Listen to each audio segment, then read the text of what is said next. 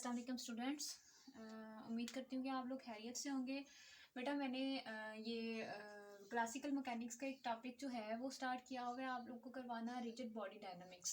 उसमें rigid body को, degree of freedom को, दैन थर्ड पे हमारे पास एलर थ्योरम था उसको डिस्कस किया है, एलर एंगल को डिस्कस किया है। एलर एंगल का हमारे पास एलर एंगल्स हैं बच्चे ये मेरे पास, तो एलर्स एंगल्स जो हैं उनमें से मैंने फर्स्ट एंगल को डिस्कस किया था पहले रिजिड बॉडी को, जो हमारे पास थ्योरम एलर्स थ्योरम के अकॉर्डिंग हम लोगों ने इसको डिस्कस किया था कि हमारे पास सेंटर ए है, पार्टिकल बी, सी और डी और उनके डिस्टेंसेस हैं। रिजिड बॉडी के अंदर वो डिस्टेंसेस क्या होंगे, हमारे पास कांस्टेंट होंगे या फिक्स्ड रहेंगे। तो उसको मैंने क्या किया था, प्रीसेशन एंगल या इनिशियल एंगल को with the help of diagram बच्चे आप लोग को डिस्कस किया, आप लोग को मैंने समझाया था। तो अकॉर्डिंग टू क्लासिकल मैकेनिक्स की बुक जो कि आपके कोर्स में वो करवा रहे होते हैं हेल्प के लिए, जो उन्होंने आप लोग को दी हुई है बेटा, उसमें उन्होंने क्या किया हुआ होता है कि यहाँ पे एक बॉडी कंसीडर की हुई है, ठीक है, तो वो टोटली फिल्ड है हमारे पास। अब मैंने क्या करने लगी हूँ, इसका जो सेकेंड एंगल हमारे पास आ रहा है उसको हमने नाम दिया हुआ है रोटेशन और न्यूटेशन एंगल।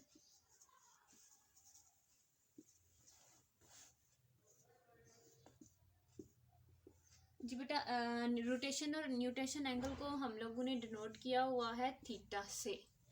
तो हमारे पास rotation of theta about x1 axis हम लोग डिस्कस करेंगे। सबसे पहले हम लोग क्या कर लेते हैं कि यहाँ पे जो है स्पेस सेट जो है उनको ड्रॉ कर लेते हैं अकॉर्डिंग टू हमारे पास जो लास्ट एंगल की डायग्राम थी उसको पहले हम लोगों ने ड्रॉ करना है कि मेरे पास वो क्या थी, यहाँ पे x था, यहाँ इसको मैं y एक्सिस का नाम दे रही हूँ, इसको मैं z एक्सिस का नाम दे रही हूँ। फर्स्ट में हमने क्या किया था, इसको हम लोग देख रहे थे rotation of theta about x axis in counter clock wise direction. तो हम लोगों ने क्या किया था, फर्स्ट में जब प्रीसेशन एंगल लिया था देन हम लोगों ने जी एक्सिस को एक्सिस कंसीडर करके उसके अलॉन्ग काउंटर क्लॉकवाइज डायरेक्शन देखी थी। तो हमारे पास Z1 इधर आया था। देन हमने वो किसके लिए रोटेशन करवाई थी, साई के लिए। तो मेरे पास फाई के लिए, तो फाई जो मेरे पास आया था वो एक्स के कंपोनेंट x1 पे आया था। देन मैंने जब वही रोटेशन y एक्सिस के अलॉन्ग देखी थी तो मेरे पास y1 आया था फाई। अब हम लोगों ने क्या करना है, और मेरे पास जो डायग्राम में बुक के अंदर क्लासिकल मैकेनिक्स की जो आप बिनियामिन की बुक यूज़ कर रहे हैं बच्चे, उसमें जो उन्होंने हमारे पास बॉडी बनाई थी वो कुछ इस तरह से उन्होंने एक्सिस जो है ना बॉडी के अंदर ड्रा किए हुए थे। अब जब हमने सेकेंड रोटेशन करवानी है बेटा तो वो कुछ इस तरह से रोटेट करेगी बॉडी हमारे पास।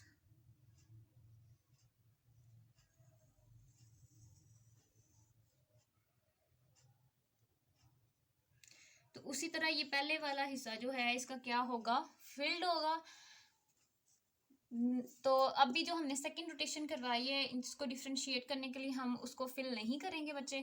तो अब मैंने क्या करना है, थीटा एंगल जो है हमारे पास रोटेशन एंगल, उसके लिए वैल्यूज फाइंड आउट करानी है।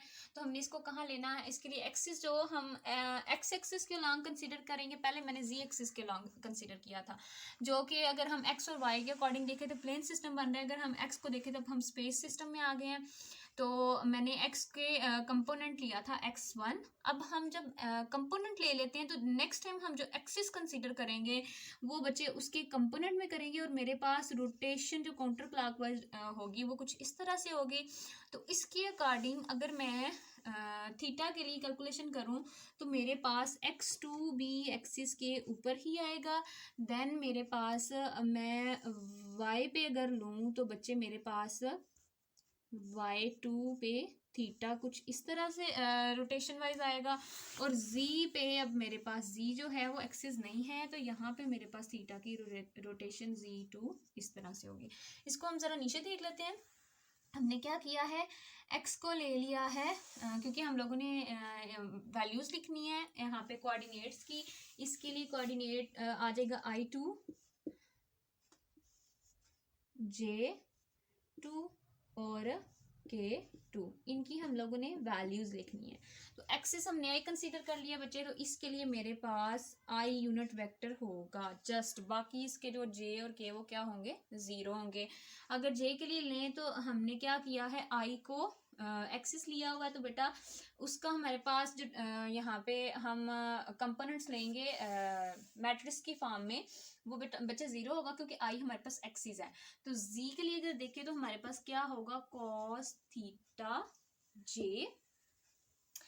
देन हमारे पास ये आगे नेक्स्ट आएगा बेटा ये जे यूनिट वेक्टर, के लिए हमारे पास आएगा साइन थीटा के यूनिट वेक्टर। सिमिलरली अगर के लिए मैं इसकी रोटेशन देखूँ तो मेरे पास आएगा आई जो है वो एक्सिस लिया हुआ है बच्चे, वो ज़ीरो होगा, प्लस अगर मैं के की रोटेशन देखूं तो मेरे पास के आ जाएगा कॉस थीटा के, और साइन जो है वो अपोजिट होने की वजह से मेरे पास आएगा माइनस, नेगेटिव एक्सिस में जाएगा, इस वजह से मेरे पास बच्चे माइनस आ जाएगा, minus sine theta I unit vector, J unit vector. Y को हम लेके आए यूनिट वेक्टर बच्चे वही लेंगे, लेकिन उसकी रोटेशन जो है वो वर्टिकली हम कर देंगे। अब ज़रा यहाँ पे रोटेशन देख लेते हैं हमारे पास कैसे होगी इसकी रोटेशन। हमने क्या किया है, पहले जे को वर्टिकली देखा है, ये मेरे पास जे यानी वाई था, ये मेरे पास जे यानी वाई था, और ये मेरे पास वर्टिकली पहले क्या था, जी। तो वर्टिकल जब मैंने जी को देखा बच्चे तो मेरे पास कॉस थीटा हॉरिजेंटली जो है वो कॉस थीटा ट्रिग्नोमेट्रिक फंक्शन आ रहा होता है कॉस, और वर्टिकली साइन आ रहा होता है। देन मेरे पास ये जो मैंने वाई यहाँ पे लिया था जो कि y2 के साथ एंगल बना रहा था थीटा y3, तो इसके केस में मैंने क्या ले लिया है, कॉस थीटा, और जो मैं ये इसके केस में ले रही हूँ z के केस में थीटा Z2। तो बच्चे उसके केस में मेरे पास ये क्या होगा, वर्टिकल लिया है तो साइन थीटा के आएगा। अब नेक्स्ट जब मैंने K2 के लिए लिखा है बेटा, तो दोबारा से मैंने अब क्या करना है, Z को हॉरिजॉन्टली ले आना था और Y को वर्टिकली ले आना था। तो Y मेरे पास यूनिट वेक्टर वही होगा बच्चे, ये मेरे पास Y है और J इसका यूनिट वेक्टर है, ये मेरे पास Z है और K इसका यूनिट वेक्टर है।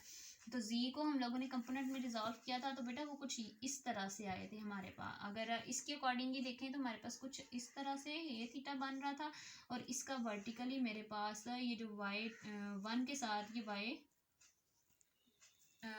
y1 के साथ y2 बना रहा था, वो हमारे पास कुछ इस तरह से बन रहा था, इसलिए हमारे पास नेगेटिव साइन थीटा आएगा। और ये अब हम इसको लिखते हैं मैट्रिक्स की फॉर्म में।